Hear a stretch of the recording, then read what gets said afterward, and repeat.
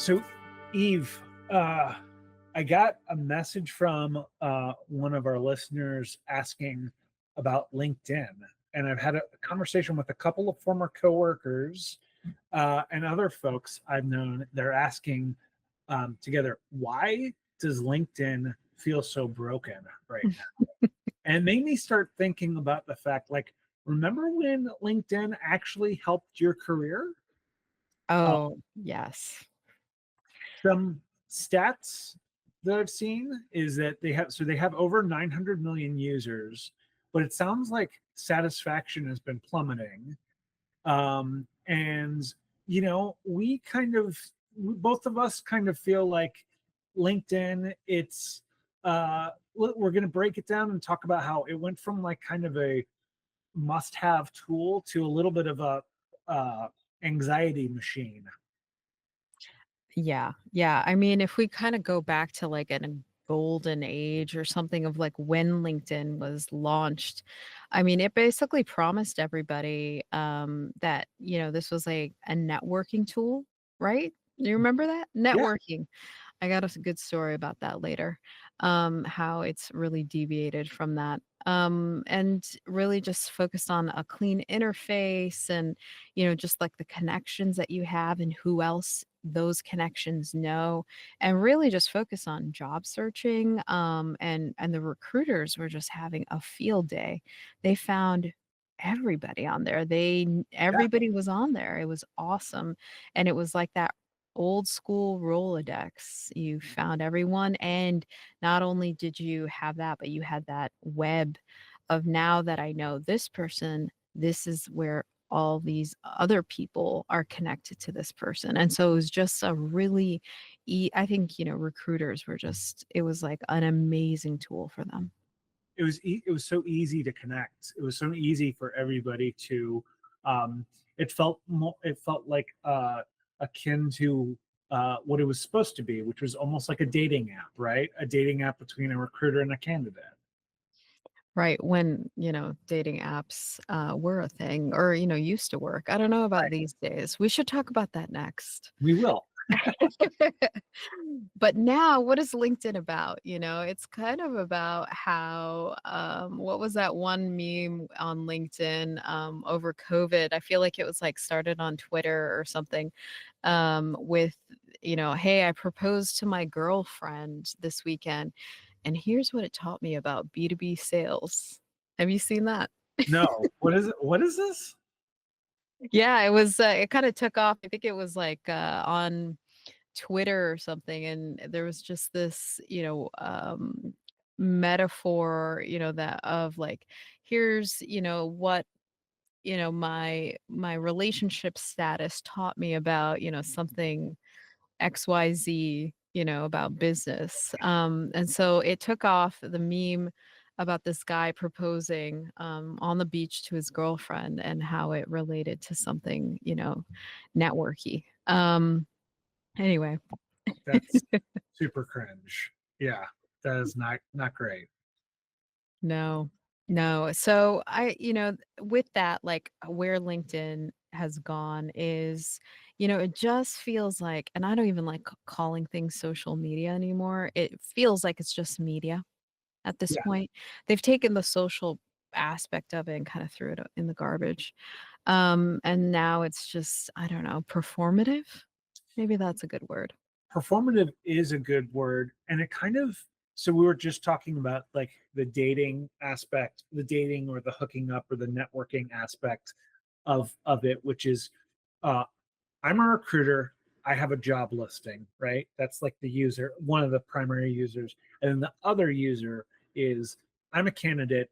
I'm looking for work, or I'm in a job and I'm a hiring manager and I'm looking to hire, right? And you and I have both been in two of those three roles, right?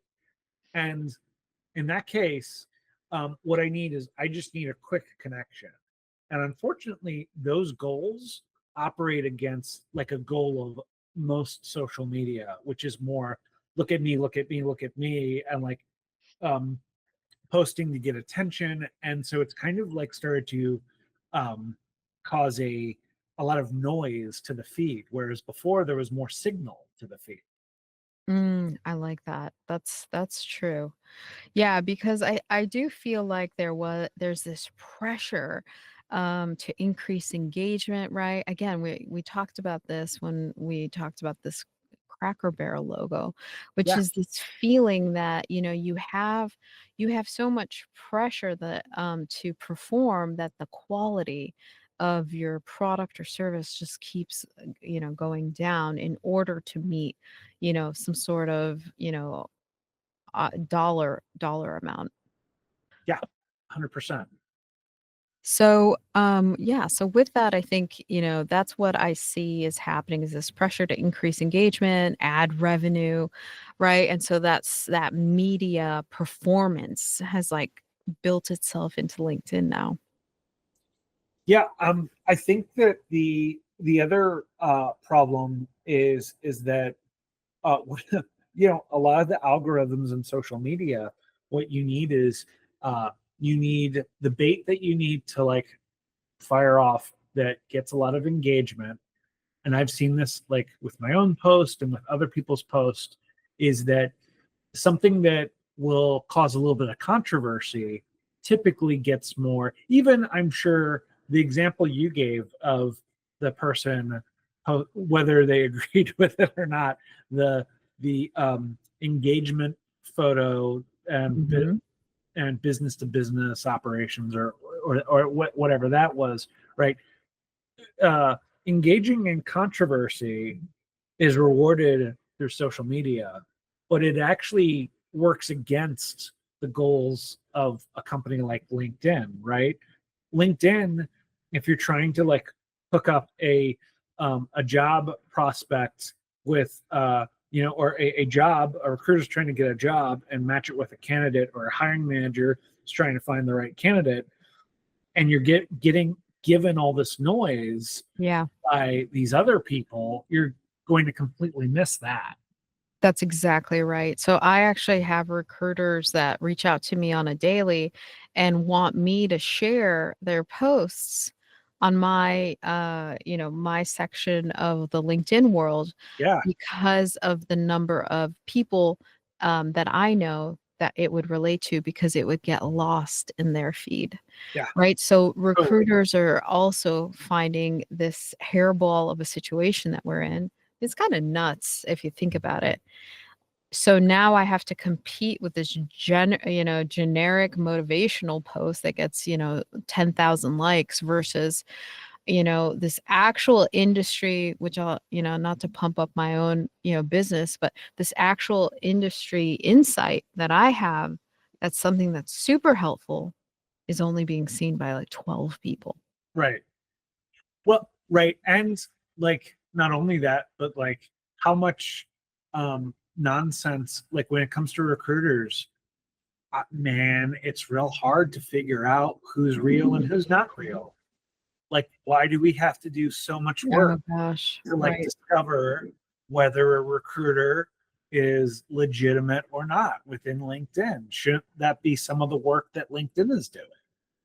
I think so. I'm feeling like, sorry, LinkedIn, but you guys are really disappointing us UX folks, the development folks. I'm not like, I don't think even reaching out further with even the product managers, what's this mimicking and, copying a business model from, XYZ platform. Well, how is this doing anything for you? I really think that we're losing the heart of what LinkedIn was in the first place. It really hurts us professionals. It's hurting the recruiters. And honestly, it's just feeding I love capitalism, but the capitalistic machine of ad revenue. Oh, Like, get these people out of here. 100%. What do you think? So if we were to put ourselves in the shoes, I would just want to go off your point a little bit. If we were to put ourselves in the shoes of the um, people that were making these decisions, why do we think they decided to go like? Why do they think? Why do we think that they decided to copy? What happened there? What do you think? I mean, In the decision making process, if I we, yeah, the yeah. murder scenario, if we will. Yes. So how I think the murder, let's if we walk through how I think, LinkedIn was, killed off in a way. I would say it was probably, in the operations department. Oh, tell me more. All right, this is like the game of Clue. Where did it Yeah, happen? The yeah. operations department. What I think happens is, and this is just from my experience, I've worked at, um e-commerce like Sears. Does anyone remember what Sears is anymore? Obviously they're not in business anymore. So here's a little story to tell. Generally, when you're being hired, especially as a designer, you're being hired for your ideation, for your creativity, what you can contribute as a team member or just to the entire product. And so that's, where I thought I'd thrive in. Well, what happened is the uniqueness or that innovation was not appreciated and said this was take too long. So instead, let's copy Home Depot's ideation when it came to email marketing or site design.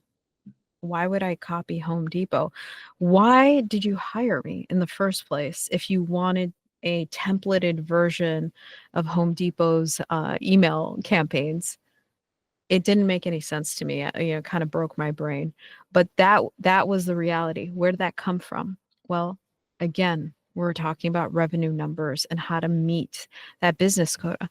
Now, I'm not undermining that, but I also think that if you look at it, Sears isn't a business anymore. So there has to be something being said about mimicking, design and platforms and code, and something about its creativity when it comes to the uniqueness of a product and who the ideal customer fit is. And I think, that loyalty you can see in some of the brands that are doing well and thriving. And so I think connecting that back to that quality that is undermined, and instead, let's value speed, efficiency over, who is your end user? What are they voicing as concerns? Maybe it has nothing to do with speed, efficiency, and just what people want to focus on when it comes to dollars and cents. Yeah, I mean, there's two heads to, or there's two sides to that, right? Which is, I think prior to Sears, I believe Sears got acquired by some kind of like hedge fund or some kind of big firm before they started to kind of like go into that aggressive like downward spiral. Because I believe that like they got acquired and then they acquired Kmart and it became kind of a disaster, right? And I wonder if part of this, I'm just kind of trying to lead off of what you were talking about. And I wonder if part of it is like, Microsoft acquired LinkedIn, and then you started to see slowly that LinkedIn, what did LinkedIn start doing? They started to copy the feeds from uh, Facebook and Twitter, which were probably Mhm. eating their lunch in terms of engagement at the time, or became kind of like the new hot thing that a whole bunch of people wanted to, or a whole bunch of, I'm imagining that not maybe not operations, but maybe there were business stakeholders that were like, hey, this is working to increase engagement here, so why don't we introduce it there? Yeah. Is kind of similar to um, a a lot of e-commerce sites, where a lot of e-commerce sites look at Amazon or they look at Granger or they look at these other companies, and they make assumptions that those patterns will work over on our e-commerce shop, even though maybe your e-commerce shop should have no business following the same model. No, that's what I mean is like that's and so operations in my mind we could fan that out later, but Yeah, really it's because they're taking the quality of that product, right? Or the uniqueness of it and fanning it out to say, hey, what kind of integrations, APIs can we use instead of creating this kind of one-off unique feature? And it's yeah, like, well, that's feeding the end user. yeah, Why would you want to, right? You want to triple the amount of dollar amount, but you're taking away, right? Like what it is that these people came here to do. yeah, So, yeah, I think that there's definitely a lot there when we talk about, just the choosing of, just the dollar, right? The revenue.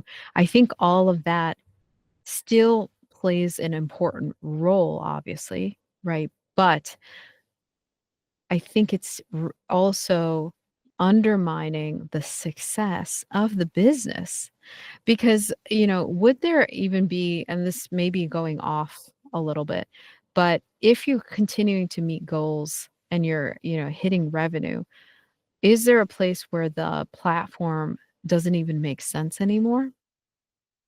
I yeah. think so, right? Well, I mean, and that also leads into like there's another conversation, and we we might be inadvertently fueling this ourselves, Eve, which is like this idea, kind of like the person you were talking about doing the engagements, what the engagement photo taught them about business to business is Right. the this rise of influencers, like influencers within the LinkedIn space, and thinking about the fact that, and like if we're posting this on LinkedIn right now as a video, like maybe we're doing the same thing.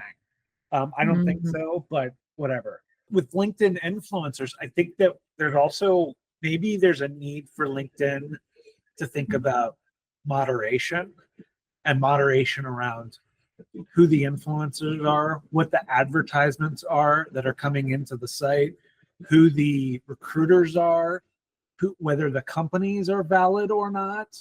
Like I feel like there probably needs to be a larger amount of time and effort put towards moderation on LinkedIn. Yeah, and I think this is where my whole point was like kind of getting to the place of, is LinkedIn trying to become everything to everyone? Yeah, Right. And, this is where the story I have really focused on, LinkedIn being a networking tool. Right. And so when I go to networking events, especially, recently meeting folks, first thing you want to do is you want to connect on LinkedIn. yeah, Okay. So how do you do that easily? Well, yeah, it takes about 3 clicks. You get into the app, you click where to find out how to add people to your network. Do you type it in the search bar? Well, there is a QR code hidden in the clean interface, right? And this is to me its main component is this QR code. You have to click into the search bar and then it reveals a QR code icon inside the search bar. So you have to click the search bar again, but click the QR icon in the search bar. And then you have two options after that. Do you want to scan or do you want to reveal the QR code?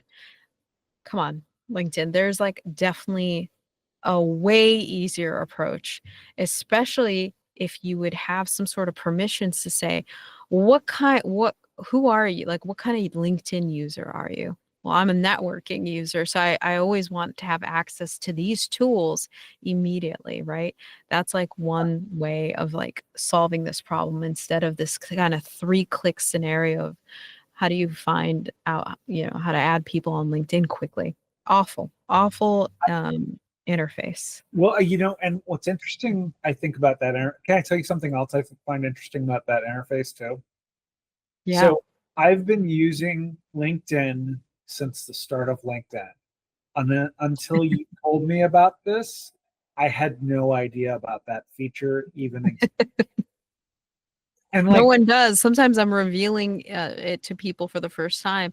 We were just going to manually enter our names in, right? and like if it's a QR code, if it's as simple as it being a QR code that you have that can link your um, LinkedIn together, like we're in the day and age of Google Pay and Apple Pay. Why could we just not add this QR code to a wallet and be able to like, open it up, boom, like just very, very simple, like one step, have it be local to the devices. Like it makes no sense that, Exactly. Or how about, we're just like spitballing here, voice activated a LinkedIn QR code, and it's yeah, up. It's up on my phone, and it is the phone, screen brightness brightens, and people can scan it, right? I mean, there's just so many ways. or being able to just airdrop your contact, or like airdrop your whatever. I mean, yeah, there could be so many There's so different many ways different ways, for them right? to like use device to device, connect people. Um, But there's they've also, definitely lost their track. This is where yeah, I think, what we talked about, where LinkedIn is trying to become everything to everyone. I think this is where, we have to kind of get back to basics and really get back to what it is that people are using this form so that you could succeed. And maybe this is not what CEOs and the C-suite's looking for. If not, don't contact us. But I think you are. So you wh- should contact us, because I think we have some ways that you can get back to basics on what your platform essentially does, like those essentials. yeah. If you want to do everything else so you can meet your ROI, sure. But I believe if you keep your foundation, I mean, this is where most people will thrive in and continue to use your product for the next 10, 20 years. Well, and you mentioned that when I would say that, well, before we actually get into this, I want to mention that the other use case that drives me nuts that I mentioned in our teaser to this episode was why there's so many profiles now, or there's so many times nowadays when you're applying for jobs through Greenhouse, through all these different ATS systems, where they need a link to your LinkedIn. And why is that happening? Why is LinkedIn not auto? If I have even signed in using my LinkedIn through Greenhouse, through Workday, through any of these other systems, and there will still be an entry field to enter my LinkedIn profile. And it's like, what are we doing here? Why is this not integrating automatically?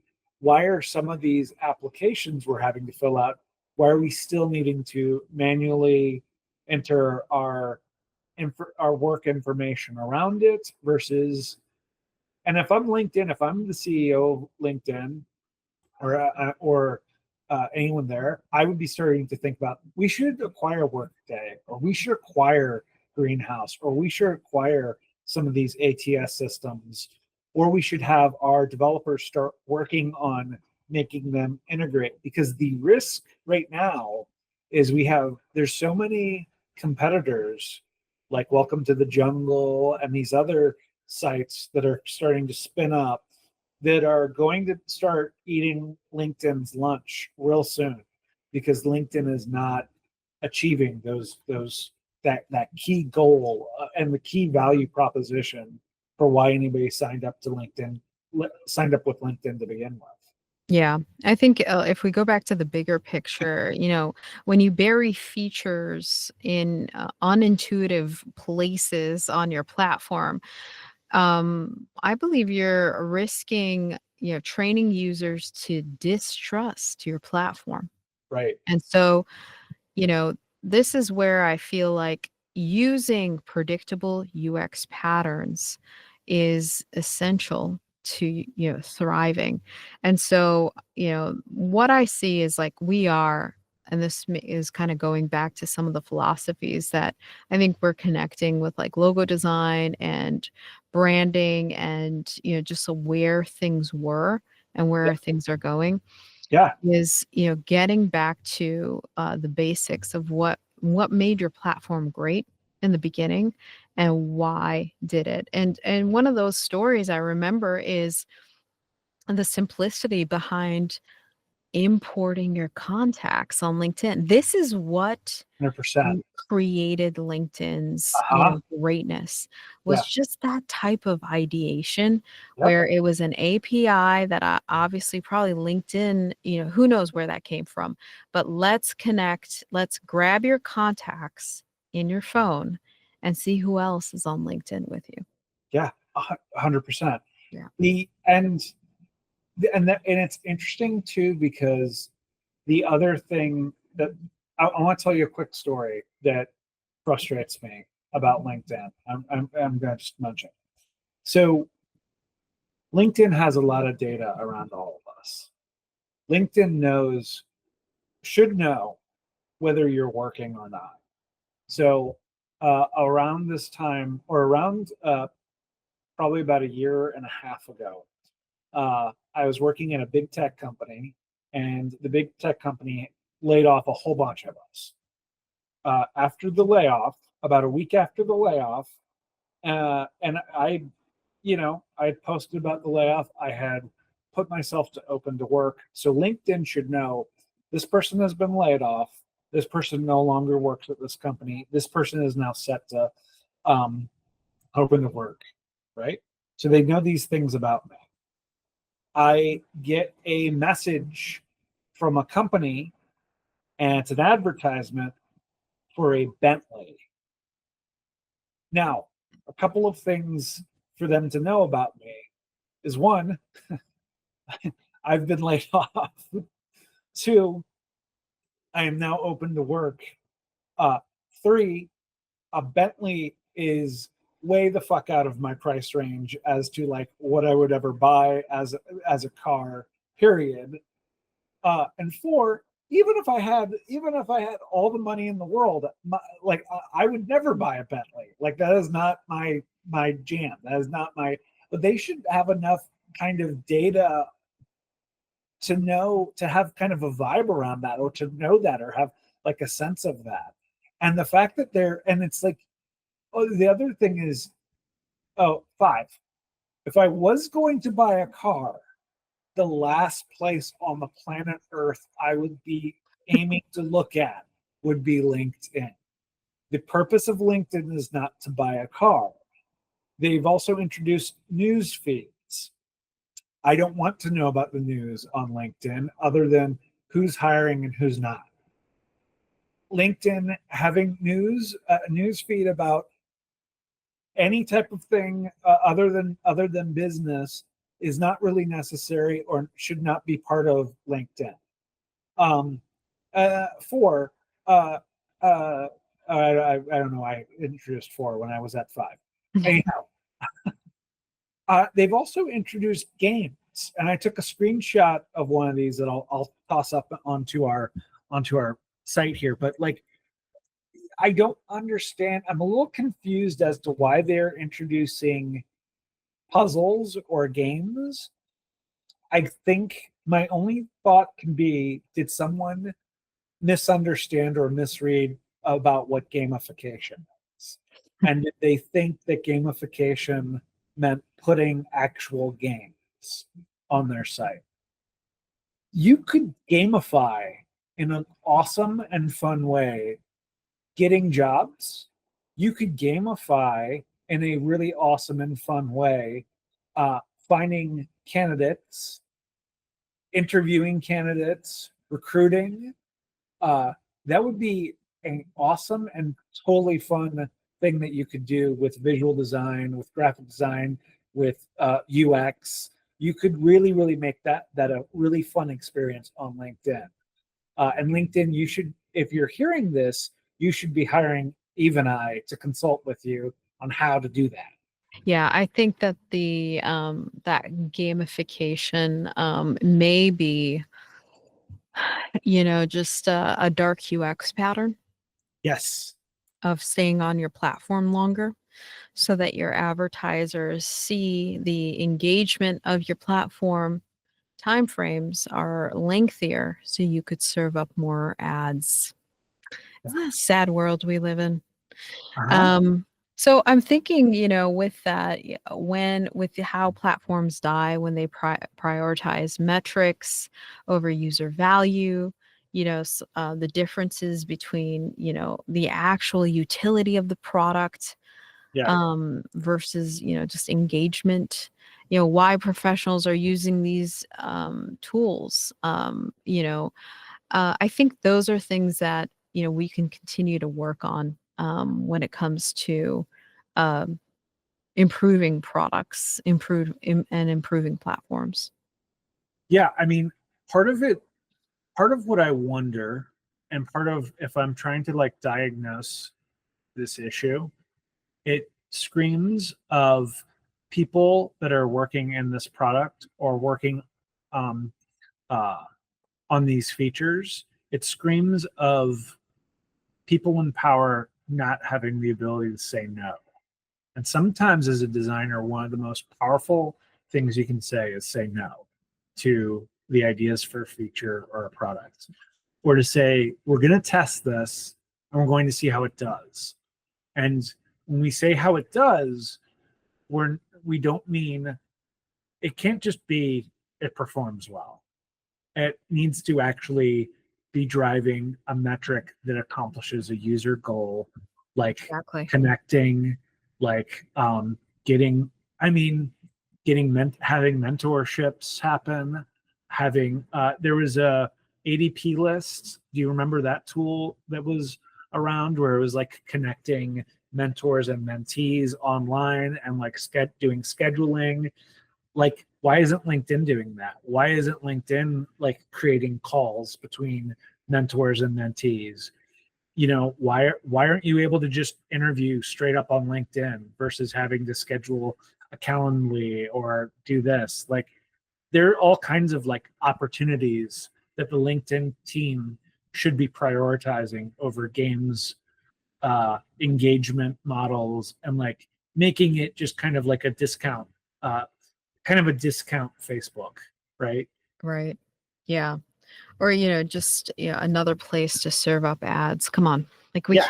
we can't just serve that model. I mean, that's why the advertisers came to your platform in the first place, because there was people there doing things. Don't just bow down to them. They still want innovation. They still want you, people still want to advance in their careers. You can still advertise, but not at the expense of the user's experience. So, yeah, I feel like that, for me, we can kind of like start to um talk through, I think, in our some next episodes, about the importance of the purpose of your platform. Yeah. And I think, we'll have more discussions outside of just LinkedIn's platform, but more discussions around other platforms that are either at their, tail end, or you're seeing the writing on the wall when it's, serving just a revenue model, and when it connects to digital advertising, unfortunately. So one thing I'd love to ask our listeners is, our listeners or anybody watching this, would be, tell us about the worst LinkedIn post you've ever seen. Um, we'd also like to know, how has LinkedIn helped or hurt your career? Um, and what would you want in a professional networking platform? What are some other professional networking platforms you're using right now, like Welcome to the Jungle or any other, Built in Chicago or the Built in platforms? Um, what about, and could you share, do you have a LinkedIn horror story? We would love to hear a LinkedIn horror story. That would be awesome. Yeah, great. And so I think for next, we can start to even think about, UX designers. If you're working on a professional platform, um, I would definitely love to speak to you.